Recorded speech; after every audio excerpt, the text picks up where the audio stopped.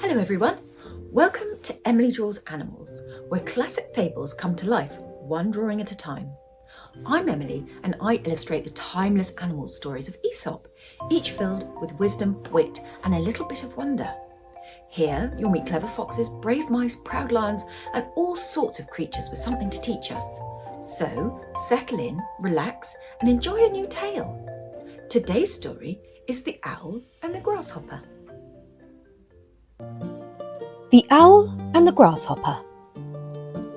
The sun had slipped low behind the trees, and a quiet hush was falling over the forest. Long shadows stretched across the ground, and the air had grown cool and still. Most creatures had settled into their nests or burrows ready for sleep, but up in the hollow of an ancient tree, the owl hadn't quite woken up yet. Dusk was her time to slowly rise, the soft in-between where the world shifted from light to dark. But her dusk peace was short-lived. Chirp! Chirp! Chirp! The owl flicked open her large yellow eyes, ruffled her feathers, and listened to this rude, rasping noise. Just outside of her hollow, perched boldly on a narrow branch, sat a grasshopper, singing at full volume. The owl waited. Perhaps he would tire himself out. But the chirping only grew louder and more shrill, echoing through the branches like a rusty fiddle. She leaned forward and spoke in a calm, steady voice. "Good evening, Grasshopper. Might you lower your voice?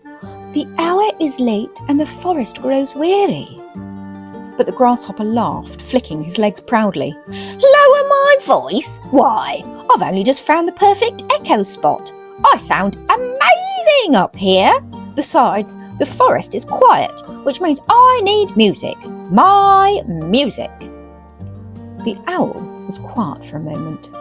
Then she said, "You must be very proud of your talent.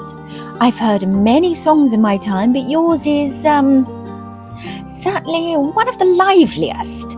But I appreciate it if you're a little bit quieter." The grasshopper puffed out his chest. "Liveliness is what I do best, and I will not be told by a featherbrain like you to be quiet."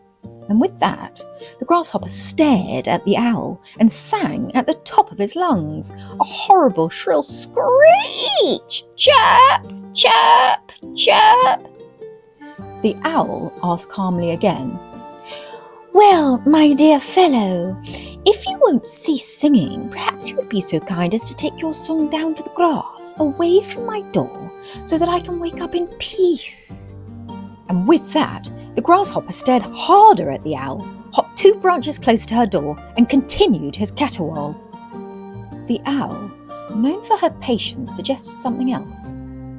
"Grasshopper," continued the owl smoothly, "I was just about to enjoy a small taste of honey in the quiet of dusk.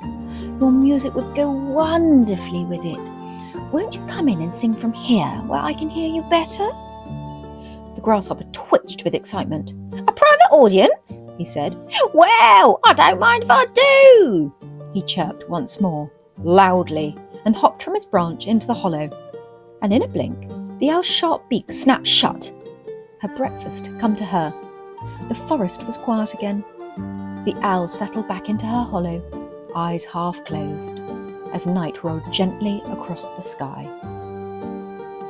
The moral of the story is, those who talk too much without thinking often get themselves into trouble, while the wise stay quiet and watch.